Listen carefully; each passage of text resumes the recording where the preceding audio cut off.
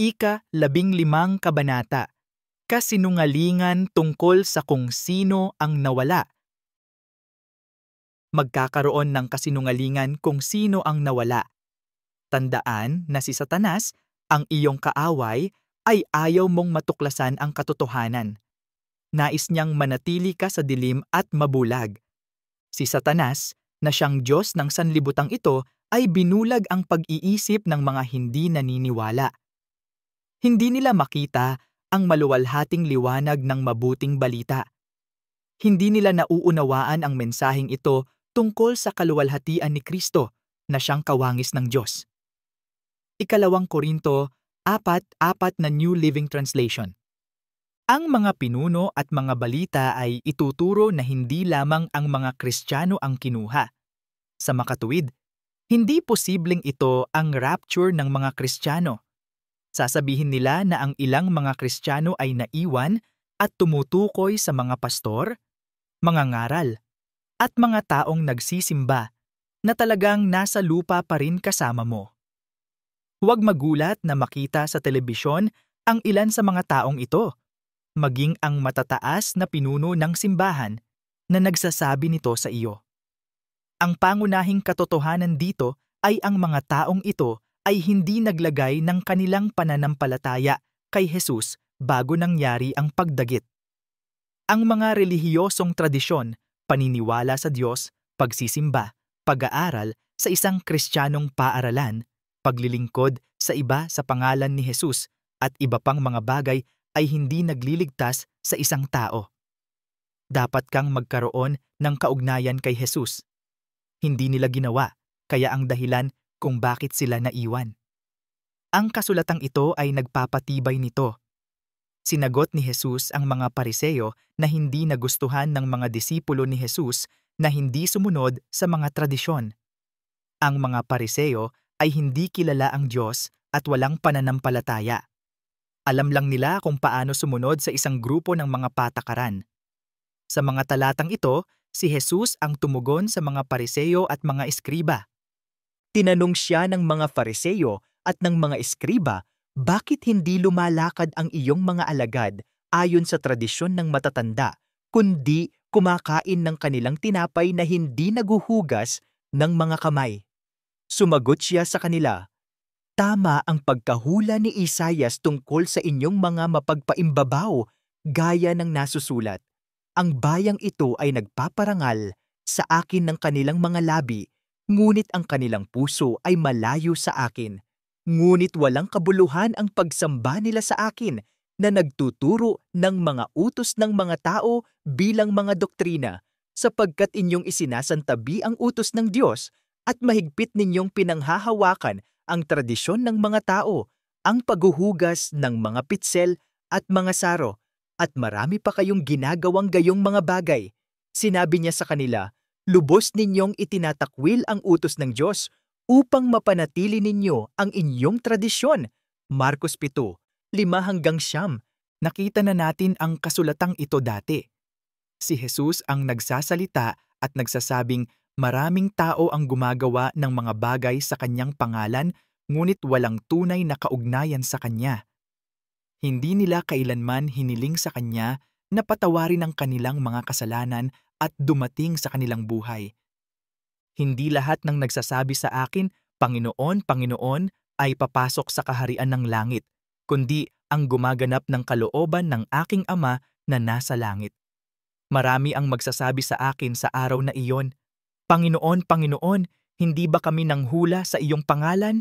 Sa iyong pangalan ay nagpalayas ng mga demonyo, at sa iyong pangalan ay gumawa kami ng maraming makapangyarihang gawa? Tapos sasabihin ko sa kanila, hindi kita kilala. Lumayo kayo sa akin, kayong mga gumagawa ng kasamaan. Mateo 7:21-23. Maaaring sabihin ng mga taong ito na mayroon silang pananampalataya dahil naniniwala sila sa Diyos. Sinasabi sa atin ng Biblia na hindi sapat iyon. Kailangan mong ilagay ang iyong pananampalataya kay Jesus at kung ano ang ginawa niya sa krus upang iligtas ang iyong kaluluwa. Sinasabi mo na mayroon kang pananampalataya dahil naniniwala ka na mayroong isang Diyos, mabuti para sa iyo, kahit na ang mga demonyo ay naniniwala dito at sila ay nanginginig sa takot. Santiago 2:19 na New Living Translation. Naiisip ko lang kung gaano kahiya at kahihiyan ang mararamdaman ng ilan sa mga taong ito. Ngunit hindi iyon dahilan para magsinungaling sa iyo at sabihin sa iyo na matagal na silang mananampalataya at hindi nila alam kung bakit sila iniwan o na sila ay iniwan upang maglingkod sa mas malaking layunin ng Diyos. Naiwan sila dahil hindi talaga sila naniniwala.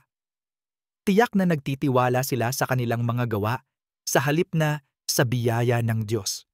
Sapagkat sa biyaya kayo'y naligtas sa pamamagitan ng pananampalataya at ito'y hindi sa inyong sarili. Ito ay kaloob ng Diyos. Efeso 2:8. Ang pagsisinungaling ay nagsisilbi lamang sa mga layunin ni Satanas at hindi nakikinabang sa iyo at sa iyong paghahanap na makilala ang Diyos. Huwag magtiwala sa mga taong ito kung hindi sila tapat sa iyo. Kung sila ay tunay na may kaugnayan kay Jesus, sila ay naghahanap ng papuri mula sa Diyos at hindi sa pagsang-ayon ng mga tao, para hindi sila magsisinungaling sa iyo, sapagkat hindi ka tunay na Hudyo dahil lamang sa ipinanganak ka ng mga magulang na Hudyo o dahil dumaan ka sa seremonya ng pagtutuli.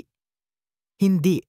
Ang isang tunay na Hudyo ay isa na ang puso ay matuwid sa Diyos, at ang tunay na pagtutuli ay hindi lamang pagsunod sa titik ng batas. Sa halip, ito ay isang pagbabago ng puso na ginawa ng Espiritu ng Diyos, at ang taong may nagbagong puso ay naghahanap ng papuri mula sa Diyos, hindi mula sa mga tao. Mga Romano 2:28-29 na New Living Translation. Ngayon, marahil ang ilan sa mga taong nag-aangking Kristiyano ay tunay na ngayon. Maaaring naglagay sila ng kanilang pananampalataya kay Jesus ilang sandali matapos mangyari ang pagdagit. Maaaring iyon ang pangyayaring nakatulong sa kanila na makita ang katotohanan. Alam kong ang rapture ay tiyak na makakatulong sa maraming tao na magkaroon ng nakapagliligtas na pananampalataya kay Jesus. Kung ito ang kaso, dapat nilang sabihin ito sa iyo. Kung hindi sila, umiwas sa kanila at sa kanilang mga kasinungalingan. Sa kasulatang ito, makikita natin ang marami sa mga taong nakilala si Jesus pagkatapos ng pagdagit sa panahon ng kapighatian. Nasa langit sila na nakatayo sa harap ni Jesus na siyang kordero.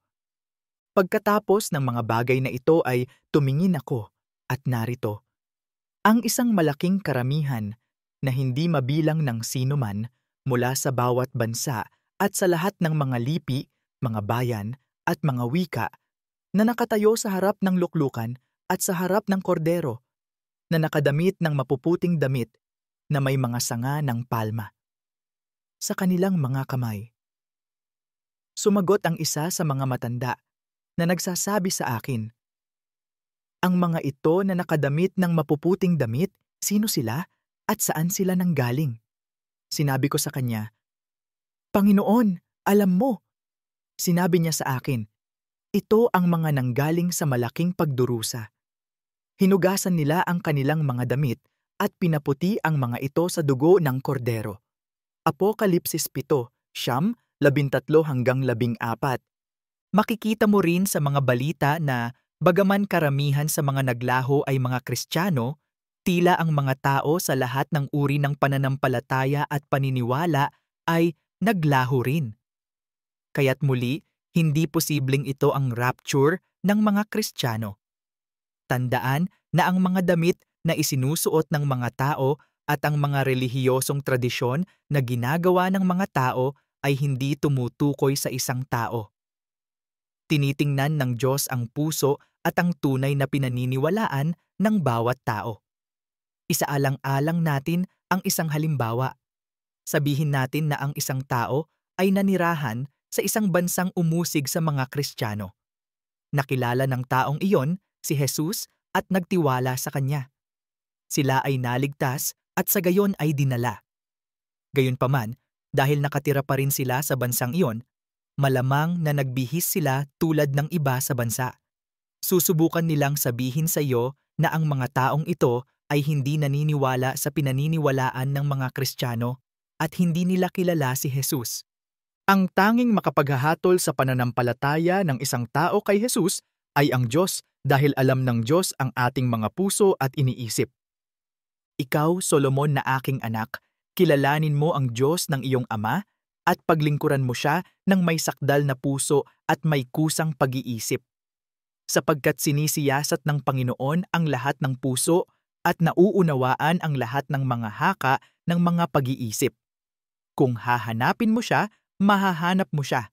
Ngunit kung iiwan mo siya, itatakwil ka niya magpakailanman. Unang Kronika 28:9. Hindi tinitingnan ng Diyos ang ating panlabas na anyo kapag sinusuri niya ang ating pananampalataya kay Jesus. Nakikita natin dito na muli, tinitingnan ng Diyos ang puso. Nang sila'y dumating, siya'y tumingin kay Eliab at nagsabi, "Tunay na ang pinahiran ng langis ng Panginoon ay nasa harap niya." Ngunit sinabi ng Panginoon kay Samuel, "Huwag mong tingnan ang kanyang mukha o ang taas ng kanyang tangkad sapagkat itinakwil ko siya. Sapagkat hindi ko nakikita ang nakikita ng tao. Sapagkat ang tao ay tumitingin sa panlabas na anyo, ngunit si Yahweh ay tumitingin sa puso." Unang Samuel 16:6-7. Huwag magpalinlang sa mga kasinungalingang naririnig mo tungkol sa kung sino ang nawala o hindi nawala sa rapture. Ang mga taong naglagay ng kanilang pananampalataya kay Hesukristo dahil alam nilang siya ay namatay para sa kanilang mga kasalanan ay ang mga na-rapture.